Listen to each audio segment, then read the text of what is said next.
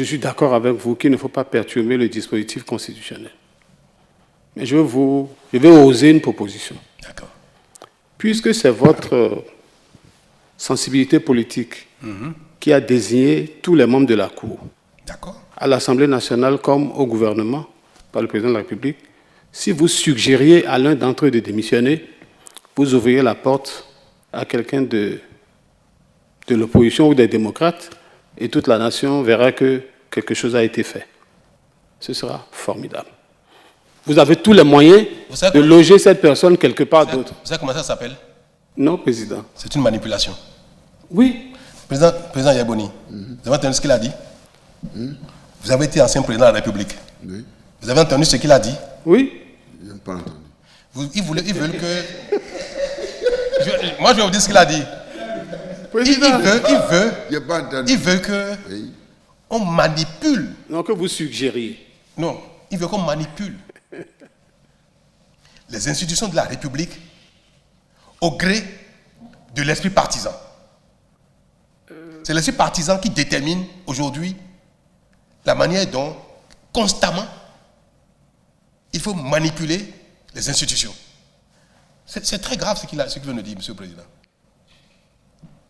Ça veut dire que vous qui avez été élu en 2006 président de la République, sans avoir personne, je sais de quoi je parle puisque nous avons travaillé à l'élection ensemble, on n'avait personne à la Cour constitutionnelle en 2006.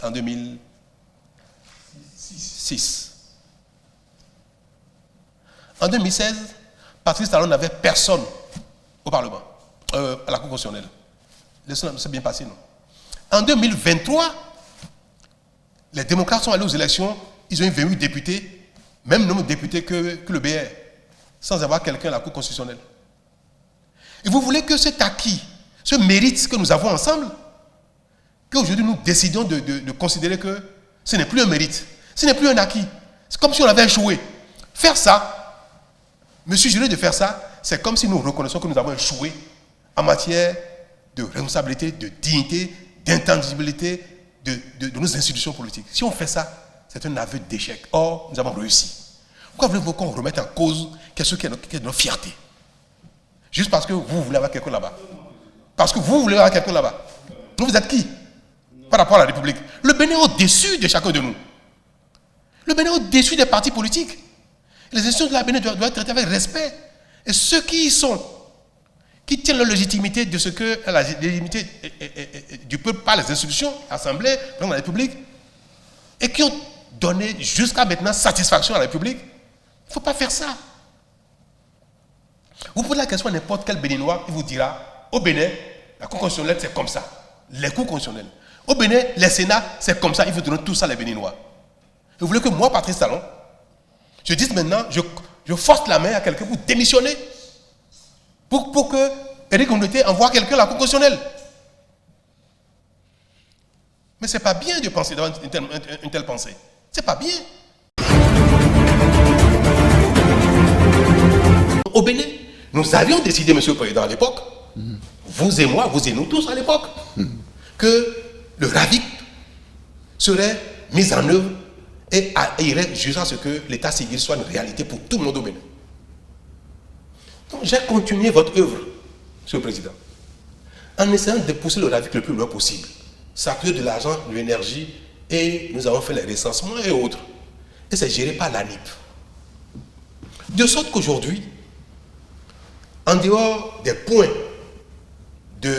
d'enrôlement de l'ANIP, on vient d'ailleurs de décentraliser cela, de sorte que dans les arrondissements, dans les mairies, l'ANIP maintenant a installé le dispositif pour que les citoyens puissent aller directement se faire enrôler pour ceux qui ne l'ont pas fait, et que les naissances fassent l'objet d'une transcription directe au registre d'état civil, à la base de données d'état civil. Aujourd'hui, ça c'est devenu technique. Monsieur Éric Ngoundoué a parlé de l'algorithme qui permet de mettre dans l'état civil toutes les données et de pouvoir extraire ceux qui ont 18 ans, qui sont en âge de voter. Ce logiciel et son implémentation est technique. Pour que, au fur et à mesure que les gens naissent, leur état civil soit établi, qu'ils figurent dans la base de données et qu'on sache exactement à quel jour ils auront 18 ans. Que ceux qui ont été aujourd'hui recensés, enrôlés, on sait exactement quel âge ils ont aujourd'hui, quel âge ils auront, qui aura 18 ans pour voter. Donc, nous avons tout fait pour que la gestion efficace de l'état civil soit une réalité au Bénin. Il y a des grands pays qui ont une compétence quelque part, les gens leur font appel. Et beaucoup de nos compatriotes ont assuré des postes de façon critique dans les autres pays du monde, même développés. Nous aussi, nous pouvons également par moment faire appel à des Chinois, à des Américains, des Rwandais, des Sénégalais, des Togolais, des Ivoiriens, pour nous accompagner dans notre quête de développement. Moi, je n'ai pas de complexe à cela. C'est pour ça que pour le RAVIP, nous avons tout fait pour qu'on ait un outil technique qui permet d'intégrer systématiquement les naissances au jour le jour, qui permet d'intégrer systématiquement les décès au jour le jour. Aujourd'hui, l'outil est presque parfait. Parfait n'existe pas, mais l'outil est techniquement opérationnel. Il faut maintenant comment mettre en place les outils d'exploitation, qui également est un dispositif technique. Et je voudrais que les partis politiques, UP, BR, FCBE, démocrates, nous fassions la sensibilisation partout pour dire aujourd'hui, l'état civil est quelque chose, l'acte de naissance se fait automatiquement. Si quelqu'un est né à la maison ou n'importe où, il faut le déclarer pour qu'il soit pris en compte. Si quelqu'un décède, il faut déclarer le décès. Le député a dit qu'il ne connaît pas le logiciel qui a été mis en place, comment c'est implémenté et qu'il faudrait auditer. Personne n'a mandaté l'ANIP pour tripatouiller la liste électorale. Personne. Donc je suis favorable à un audit de la liste état civil, de registre état civil, de la base de données. Je suis favorable à auditer, à voir si le logiciel est performant, s'il a été bien implémenté, pour voir si la prise en compte des naissances, des décès, de l'évolution des âges est automatique sans qu'il n'y ait dans une localité, sans que quelque part on dise « Ah, telle personne, ils sont connus comme étant démocrates ou BR ou UP. » Il faut que, sachant cela, qu'on les enlève de la liste. Ces choses-là, je ne pense pas que c'est possible, soit possible. Et le Bénin n'est plus à ça près. Le Bénin a tout évolué, n'est-ce pas, monsieur le Président? Le Bénin, voilà, n'est plus à ça près. Donc le fait de remettre en cause la liste électorale, je trouve que c'est une manière également de dégrader l'image du Bénin. Si nous voulons faire une telle démarche, il est souhaitable que ce soit l'affaire de tous les partis politiques. Peut-être ceux qui sont représentés à l'Assemblée nationale qui seraient représentatifs. Ceux qui veulent s'associer à vous, vous avez la garantie que l'État va donner les moyens, si vous n'en avez pas, si vous ne voulez pas cotiser. Vous avez la garantie que moi, l'ANIP peut défendre l'exécutif. Ils seront instruits dès demain pour se mettre à votre disposition pour les audits selon ceux qui veulent bien. On ne peut que louer l'esprit coopératif du gouvernement. Donc les impressions sont bonnes, moi à mon niveau, et au niveau de tous les exportateurs, parce que ce qui crée plus de devises pour l'État, c'est les exportations. À mon niveau, les impressions sont bonnes. On ne peut que louer, saluer la décision du gouvernement à cet effet. La commercialisation de soja allait très bien. D'accord, au départ, tout le monde tirait de ce deal, excusez-moi du terme, son profit. D'accord, c'est toute la chaîne, que ce soit au niveau des producteurs, que ce soit au niveau des commerçants, que ce soit au niveau des exportateurs. Tout le monde tirait son profit, mais venir brusquement couper le cordon, ça a créé trop de frustration, pour ne pas dire trop de dégâts. D'accord. Donc la commercialisation allait très bien, sans trop de dommages au niveau de toute la chaîne. L'achat est libre. Tout le monde peut acheter, tout le monde peut vendre. Seulement, c'est là où il y a un peu de cacophonie. On pouvait, moi, ce sont mes impressions. Le système limité, c'est-à-dire ne pas permettre à d'autres personnes qui ne sont pas trop professionnelles en la matière de s'ériger en commerçant, en exportateur. Bon, il y a ceux qui sont peut-être ajouts vis-à-vis du fisc, qui ont besoin d'exporter, qui ont besoin de certains volumes, de certains quotas pour pouvoir continuer par faire les affaires, parce qu'ils payent des taxes. Maintenant, c'est dire que tout le monde peut faire le travail, même ceux qui ne sont pas à jour vis-à-vis du fisc peuvent s'ériger en commerçants et aussi. On nous a autorisé, on avait l'agrément, d'accord, on avait l'agrément, on avait autorisation d'exporter, d'accord. Maintenant que c'est autorisé à tout le monde de le faire, c'est de bonne guerre, d'accord. Donc il y a quelque part aussi une démonstration de force, de capacité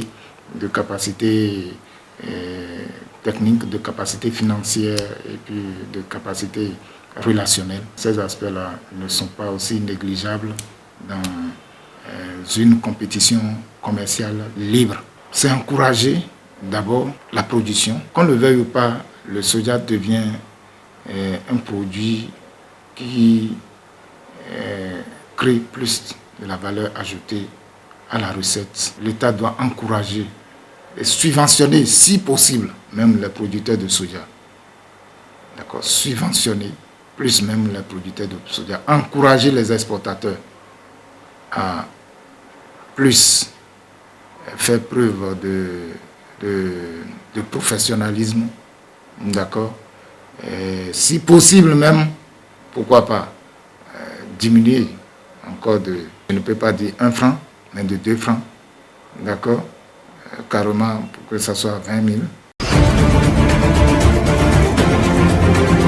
La présente cérémonie de prestation de serment, prescrite par le décret 83-388 du 1er novembre 1983, instituant l'Ordre national des architectes au Bénin, revêt pour nous une importance capitale car elle permet à chaque nouvel entrant de s'engager publiquement et de respecter les textes, aussi bien nationaux qu'internationaux, réglementant la vie de notre institution.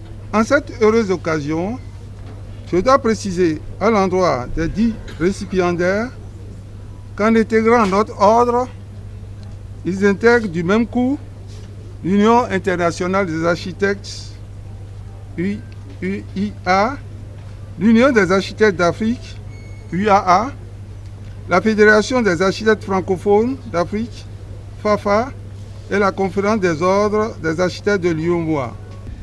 Nous sommes en train d'égrener les derniers moments d'un événement majeur que sont les festivités des 40 ans d'anniversaire de l'Ordre national et des architectes et urbanistes du Bénin. Le premier volet de notre objectif en tant que comité d'organisation de cette festivité a vu la participation de près d'une centaine d'architectes et plus de 10 pays d'Afrique et d'ailleurs. Le colloque et la table ronde ont été les moments forts, appréciés avec de riches contributions des meilleurs d'entre nous. Dans l'exercice de la profession, l'architecte doit tenir compte de ses obligations envers l'homme et son environnement. Moralité, l'architecte doit éviter toute attitude ou situation incompatible avec ses obligations professionnelles ou susceptible de mettre en doute son intégrité et de discréditer la profession. Compétence. L'architecte doit intervenir et améliorer sa compétence dans les domaines de son activité. Éducation publique. L'architecte doit favoriser les mesures d'éducation et d'information du public dans les domaines où il exerce et participer aux actions entreprises par la profession à cet effet. Vous me permettrez également de souhaiter la bienvenue à nos jeunes sœurs, jeunes frères qui ont l'occasion de démarrer leur profession. En ce moment où je considère que le Bénin constitue une grande opportunité de construction, d'aménagement, de développement, bien sûr dans un contexte relativement difficile, et c'est tant mieux, marqué par les changements climatiques et tous les aléas que nous connaissons et que eux-mêmes, dans leur intervention tout à l'heure, ont su décliner avec beaucoup d'intelligence. Je souhaite à l'ordre beaucoup de prospérité. Prospérité et réussite vis-à-vis de notre cadre de vie.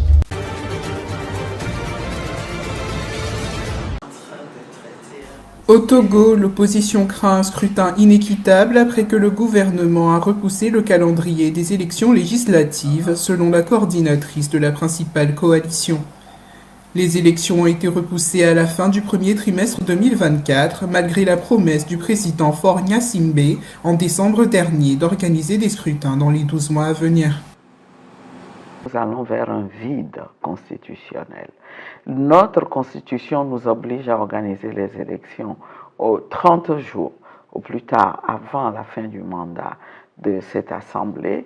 En comptant large, cette fin de mandat arrive à la fin du mois de décembre et ça veut dire que nous aurons une assemblée qui ne reposera plus sur aucune légalité, une assemblée qui constitue la majorité, où se trouve la majorité qui soutient le gouvernement. Ça veut dire que le gouvernement lui-même n'aura plus aucune légalité et les problèmes du Togo seront compliqués davantage. En 2018, les élections ont été boycottées par l'opposition qui avait dénoncé des irrégularités dans le recensement. Nous considérons que rien n'a été résolu par cet audit-là de fichier électoral.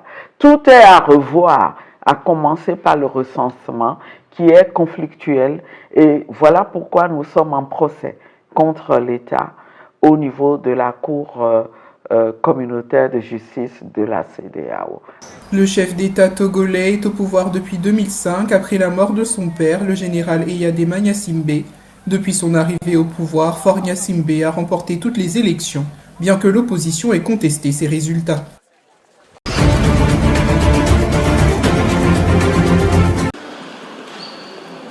Le régime militaire nigérien a abrogé une loi votée en 2015 criminalisant le trafic illicite des migrants au Niger, plaque tournante de ce trafic vers l'Europe via la Libye ou l'Algérie voisine. Votée le 26 mai 2015 par l'Assemblée nationale, cette loi contre les trafiquants de migrants prescrivait des peines allant jusqu'à 30 ans de prison et 45 000 € d'amende contre les trafiquants. Depuis son entrée en vigueur et avec l'appui financier de l'Union européenne, la surveillance, y compris militaire, avait été renforcée dans le désert de la région d'Agadez, grande ville du Nord et capitale touareg devenue le carrefour des migrants, se préparant à la traversée du Sahara pour rejoindre l'Europe. Sous pression de Bruxelles, les autorités de Niamey avaient joué le jeu, mettant en œuvre toute une série de mesures visant à freiner l'accès à sa frontière septentrionale avec la Libye. Aujourd'hui, Niamey considère que la loi avait été votée sous l'influence de certaines puissances étrangères. Les condamnations prononcées en vertu de ladite loi et leurs effets sont annulés, a déclaré le président du Conseil national pour la sauvegarde de la patrie, le général Abdourahmane Tiani, dans un décret du 25 novembre lu à la radio et à la télévision publique.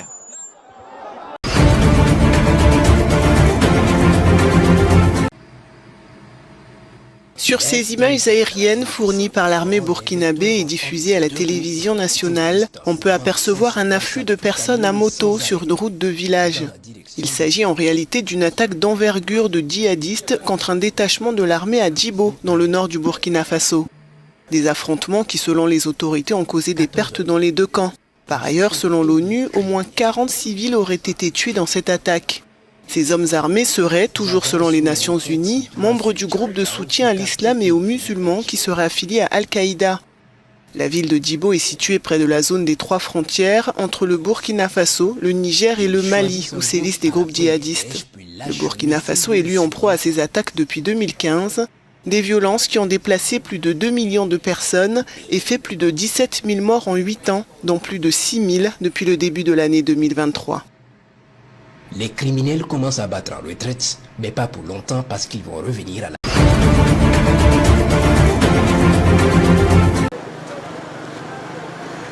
De hauts responsables sierra-léonais ont estimé mardi que les troubles qui ont fait 21 morts dimanche à Freetown étaient le fruit d'une nouvelle tentative de coup d'État en Afrique de l'Ouest, impliquant des soldats et des gardes de l'ancien président Ernest Bai Koroma.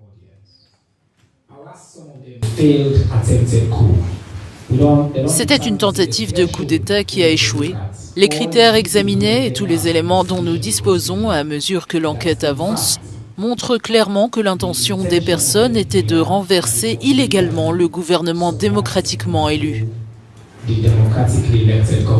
Les instigateurs du coup de force qui a secoué la capitale dimanche, mais aussi permis l'évasion de centaines de prisonniers, sont toujours recherchés. La police sierra-léonaise a publié les photos de 34 hommes et femmes qui seraient en lien avec ces affrontements. Des militaires et des officiers ont perdu la vie. 14 soldats des forces armées de la République de Sierra Leone, un officier de police, un officier des services correctionnels et 3 assaillants sont morts. Le président de la commission du bloc ouest africain, Omar Alieu Touré, a évoqué un possible déploiement d'éléments régionaux en Sierra Leone.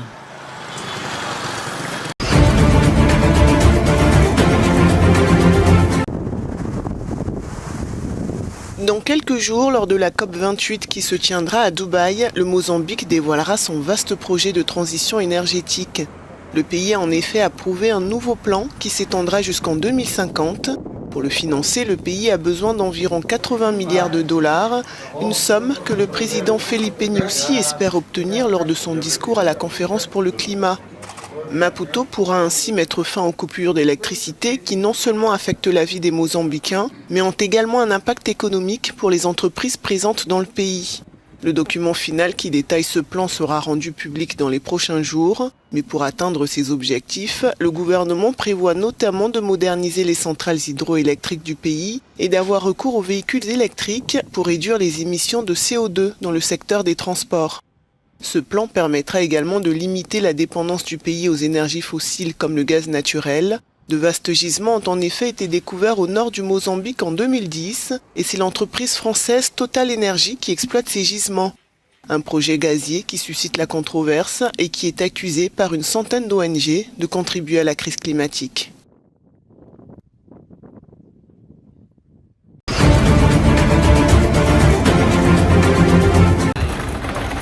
À 2 jours de l'ouverture de la 28e conférence des Nations Unies sur le changement climatique accueillie par les Émirats arabes unis, l'empreinte carbone de l'événement devrait être inédite mais restera une goutte d'eau dans les émissions mondiales qui feront l'objet des négociations climat. Des observateurs s'attendent à ce que la gouvernance de cette COP parvienne à convaincre les compagnies pétrolières et les pays producteurs de pétrole de s'engager dans la réduction de la production. L'un des enjeux majeurs qui seront discutés est l'adoption d'un cadre pour le nouveau Fonds des Nations Unies destiné à aider les nations les plus impactées à affronter les conséquences du changement climatique, comme cela a été décidé lors de la COP 27. Les négociations sur le climat font l'objet d'un bras de fer diplomatique continuel entre des blocs de pays regroupés par intérêt, mais parfois aussi divisés par les tensions géopolitiques. Tout au long des négociations qui doivent durer officiellement 13 jours, mais se sont souvent prolongées lors des éditions précédentes de la COP, les alliances entre les blocs et les différents pays se tissent et se défendent en fonction des propositions sur la table.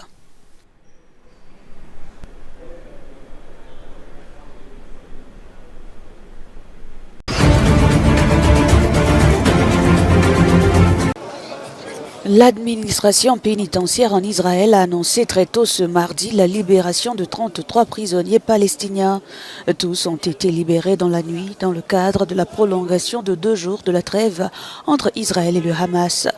Cette énième libération porte à 150 le nombre de Palestiniens libérés par Israël depuis l'arrêt des combats dans la bande de Gaza.